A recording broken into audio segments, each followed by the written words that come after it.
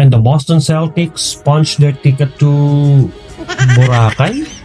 Isa sa mga paboritong magkampiyon sa season na to ay ang Boston Celtics sa simpleng dahilan na sila ang defending champs. Nagtapos sila bilang second sa East na may record na 61 wins at only 21 losses. At kitang-kita yan sa pagiging dominante pa din nila noong regular season. And in fact, may analyst pa na nagsabi na wala pa silang nakikitang team na pwedeng tumalo sa Boston Celtics sa 7-game series. Pero yun nga, tinalo sila ng New York Knicks in just 6 games. May mga fans na nagsabi na dahil yon sa na-injured daw si Jason Tatum. Pero mukhang hindi naman kasi sa game na na-injured si Tatum, down na sila by 2-1 sa series at down din sila by 9 points sa game na yon. So, nahirapan talaga sila with or without Tatum.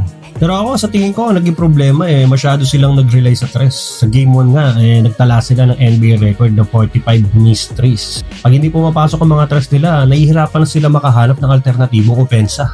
Isa pang problema ay sa mga clutch moments masyado silang umaasa sa isolation ni Tatum na minsan hindi naman epektibo dahilan sa pagbagal ng pace ng laro at nagiging predictable ang kanilang execution. Bagsak din ang laro ni Holiday at Derrick White. Si Drew, 34% lang sa tres sa buong serye habang si White ay bumagsak din ng 23%. Bagsak din ang kanilang bench production at kitang-kita din na natalo sila pagdating sa frontcourt position dahil sa nalimitahan ng laro ni Porzingis at nagkakaedad na si Al Horford.